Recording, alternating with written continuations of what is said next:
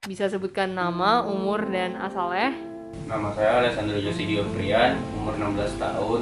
Namaku Nadia, umurnya 16 tahun. Nama saya Manasses Rio Arautesa Mandrelesi, umur saya 15 tahun. Nama saya Dima Rizky, umur 17 tahun. Nama saya Ani Widiatsari, 52 tahun. Nama saya Bu Yogi, umur saya 46 tahun. Asal dari Jakarta Selatan.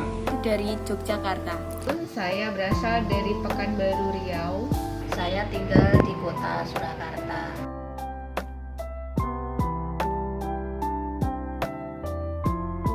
Menurut kamu komunikasi itu apa? Menurut saya komunikasi itu interaksi antara dua orang atau lebih, dan itu saling berinteraksi ngomong satu sama lain. Komunikasi menurut saya itu interaksi sosial antara dua orang atau lebih dari dua orang. Komunikasi itu interaksi saya dan makhluk hidup yang lainnya. Pertukaran informasi di antara dua orang. Apapun bentuknya di mana terjadi pertukaran informasi itu bisa disebut sebagai komunikasi, tidak tergantung atau tidak dibatasi oleh media apapun. Jadi medianya bisa dalam bentuk apapun. Suatu aktivitas penyampaian informasi, baik yang berupa pesan, ide, atau gagasan yang disampaikan dari suatu pihak ke pihak yang lain, baik secara langsung ataupun tidak langsung. Pernah mendengar istilah bisindo? Pernah dengar sih. Kurang tahu sih. Mungkin pernah ya. Kayaknya belum pernah dengar. Sebenarnya saya nggak tahu, tapi setelah saya baca-baca di Google, Bisindo itu sama aja kayak bahasa isyarat. Nah, Bisindo itu bahasa isyarat Indonesia. Bisindo itu bahasa isyarat Indonesia yang merupakan salah satu bahasa isyarat yang digunakan oleh kaum tunawicara dan tunarungu di Indonesia. Nah, menurutmu Bisindo tuh gimana? Karena ini isyarat, itu tentunya dilakukan pada kondisi-kondisi khusus yang tidak bisa dilakukan secara verbal. Dan kenapa ada istilah Indonesia di situ? Itu pasti berhubungan karena spesifik untuk dipergunakan oleh orang-orang yang berkomunikasi dengan menggunakan bahasa Indonesia.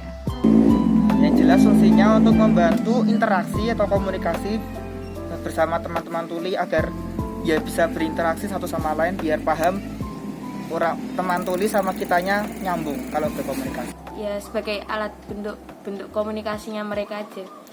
Bahasa yang berkembang secara alami di Indonesia untuk membantu orang-orang yang kurang mampu, contohnya orang tuli. Ya menguntungkan sih buat orang-orang yang nggak bisa berbicara sama nggak bisa mendengarkan. Tentu saja menguntungkan bagi orang-orang yang bisu atau tuli untuk membantu mereka cara berkomunikasi dengan baik dan benar. Bahasa isyarat itu ya, itu sangat penting menurut saya. Apalagi di masa sekarang ya, kaum difabel, mereka tunarungu, tunawicara itu kan termasuk kaum difabel, itu harus sangat diakui keberadaannya. Jadi kita harus juga memahami apa itu bahasa isyarat dalam bentuk apapun ya. Menurutku itu penting banget sih, soalnya itu juga salah satu cara mereka untuk komunikasi sama orang-orang lain, mempermudah hidup mereka dalam segala urusan. Saya rasa sangat penting.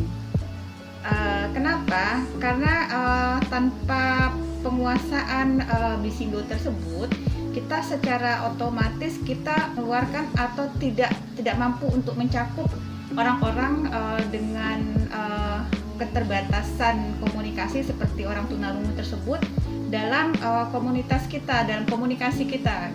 Karena kenapa? Karena mereka tidak akan mampu berkomunikasi dengan kita, dan kita pun tidak bisa berkomunikasi dengan mereka. Dengan demikian otomatis kita mengeksklud mereka dari aksesibilitas komunikasi kita. Jadi menurut saya itu adalah sangat penting dan adalah sangat bagus seandainya semua orang itu menguasai Bisindo tersebut.